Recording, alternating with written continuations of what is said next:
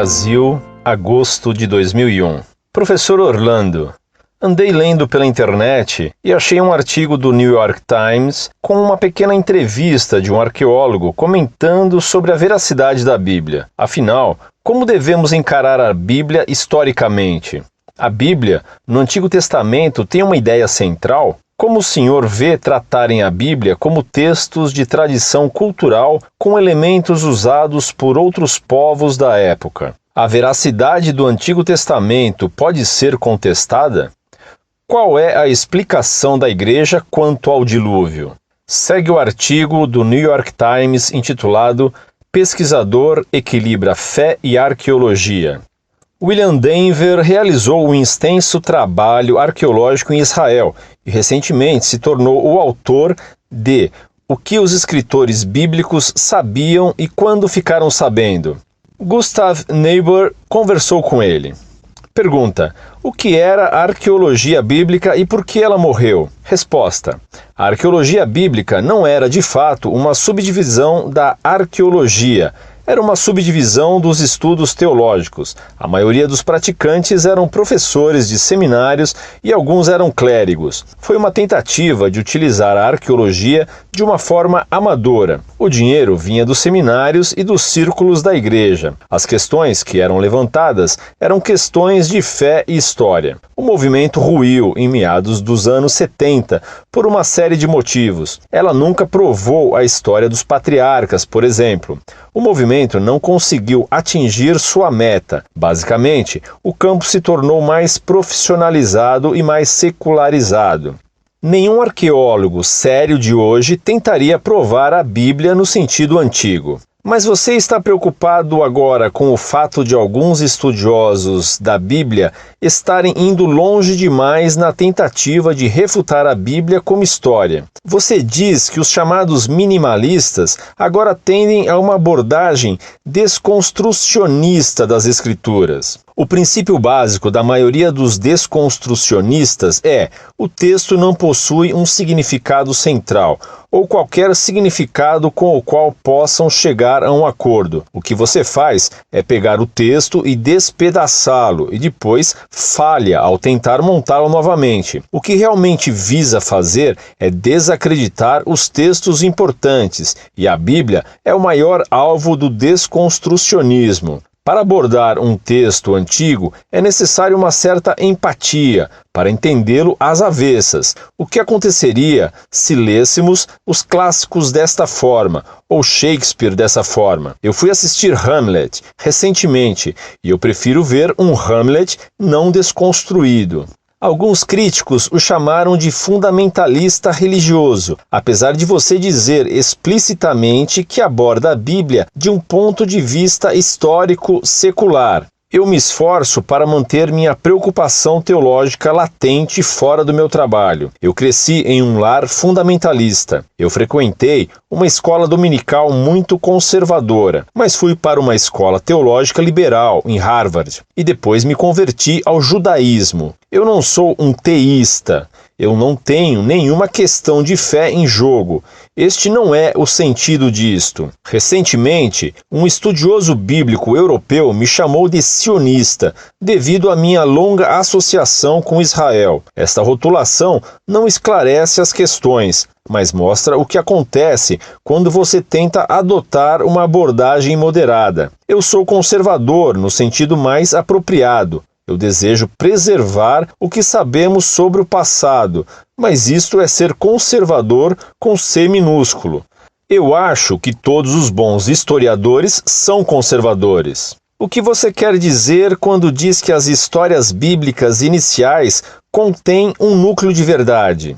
Nas histórias de ascensão de Israel, há muitas histórias que soam como verdade, especialmente no livro dos Juízes, que narra a longa e exaustiva luta contra os cananeus. A maneira como olho para o núcleo de história é utilizar a arqueologia como critério. Eu acho que esta é a verdadeira contribuição do livro. mostrar como um arqueólogo leria estas histórias. As pessoas ficarão desapontadas com o meu núcleo de história. Ele é muito modesto. O rei Salomão não teve 900 esposas e tudo o que tocava não virava ouro. Mas ele existiu e era bem rico para os padrões de sua época. Então, ao invés de tratar Salomão como um mito, como os revisionistas querem fazer, eu apenas reduzo um pouco suas proporções. Qual é o valor acadêmico de adotar uma abordagem moderada à Bíblia como um documento histórico? As visões extremistas tendem a ser novidadeiras e de vida curta. Eu sempre fui partidário do que chamo de estudo de consenso. Vez por outra, surge alguém independente que dá início a uma revolução. Por temperamento e treinamento, eu pertenço a uma faixa intermediária. A história da arqueologia é recheada de teorias absurdas, teorias idiosincráticas. Eu desejo preservar o terreno intermediário são, sensível e equilibrado, onde as pessoas possam se situar. Você acha que as pessoas estão preparadas para um debate público sobre a precisão histórica dos eventos descritos na Bíblia? É verdade que a arqueologia está criando uma revolução na forma como os estudiosos e os leigos veem a Bíblia. Quase todo dia eu percebo algum indício de que tudo isso está prestes a ser exposto ao público. Isto pode ser perigoso, pode ser radical demais para muitas pessoas. Como você responde quando as pessoas perguntam se a Bíblia é verdadeira? Depende do que você entende como verdade. Eu tento explicar que sim, ela é verdadeira em algumas de suas dimensões históricas, mas os escritores da Bíblia estão interessados, na verdade, em uma dimensão mais ampla. Eu tenho um amor profundo pela Bíblia e sua capacidade de nos instruir eticamente e moralmente. Eu realmente sou um historiador humanista secular. A propósito, não há a palavra história na Bíblia. Os escritores hebreus da Bíblia não estavam escrevendo história objetiva. Para eles, a palavra verdade significava verdade religiosa. A arqueologia não pode legislar a crença. O arqueólogo pode nos dizer o que aconteceu. Os escritores bíblicos podem nos dizer qual o significado que acharam para aqueles eventos. Fim do artigo. Prezado Salve Maria, meu irmão tinha um amigo hipocondríaco. Vivia nas farmácias procurando as novidades terapêuticas para seus males imaginários. Comprava qualquer remédio, escolhendo-os por serem novos, pela cor do líquido que continham, pelo formato simpático e diferente do frasco. Tomava tudo, tomava de tudo. Envenenava-se, lenta e terapeuticamente. Meu irmão tinha um amigo.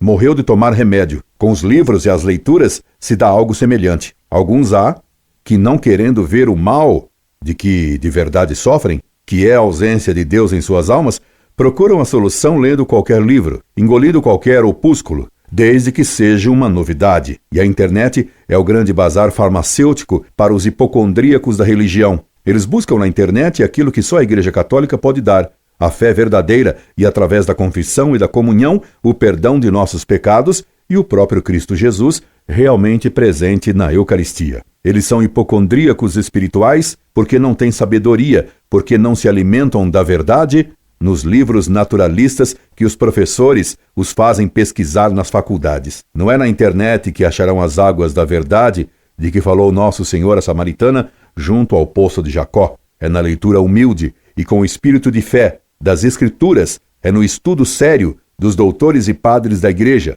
especialmente no estudo de São Tomás. É na leitura diligente e submissa dos documentos pontifícios. É sobretudo na oração que se deve encontrar a sabedoria. Portanto, meu caríssimo, não imite os internautas hipocondríacos da religiosidade, procurando na internet o que nela não existe, a verdadeira sabedoria. Exemplo dessa pseudociência e dessa pseudo-sabedoria é esse texto que você me manda, cheio de contradições e impregnado de um naturalismo absurdo. Por exemplo, o autor declara que não é teísta. Isto significa o quê?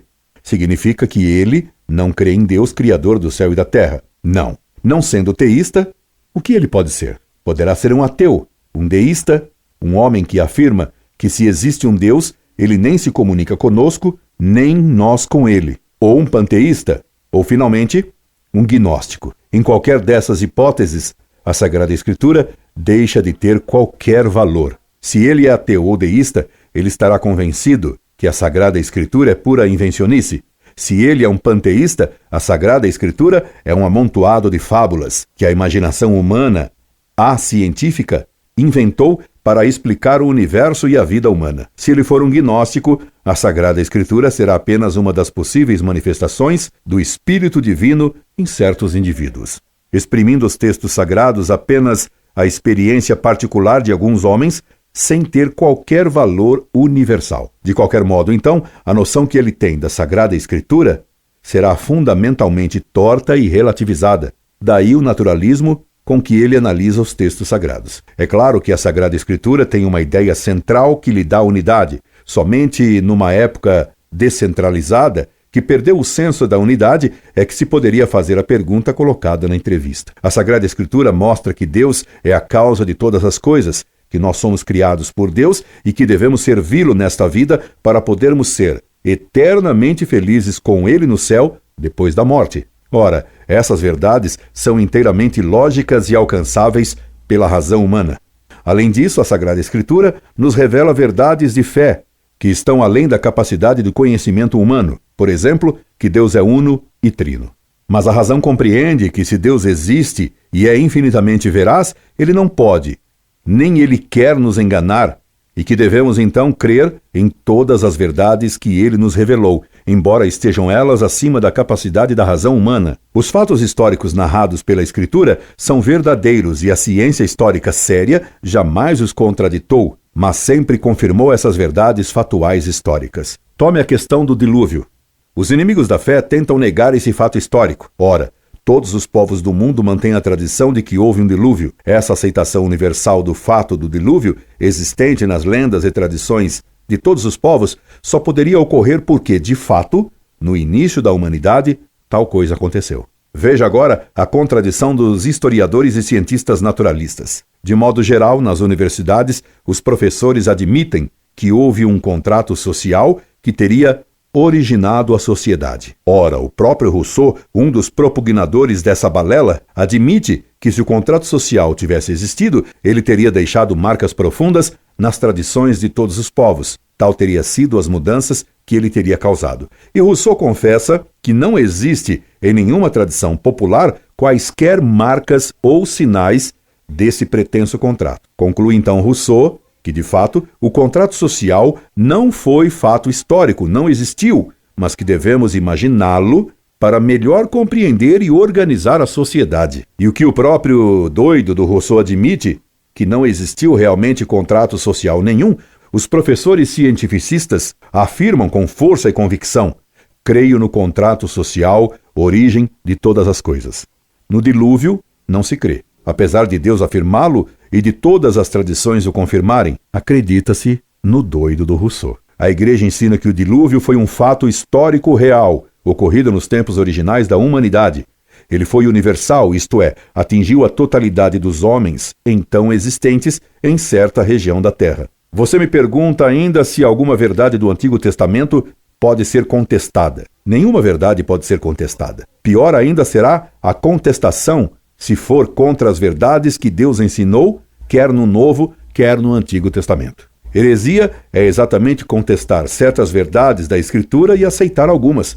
A palavra herege significa aquele que escolhe, na Sagrada Escritura, só o que lhe agrada.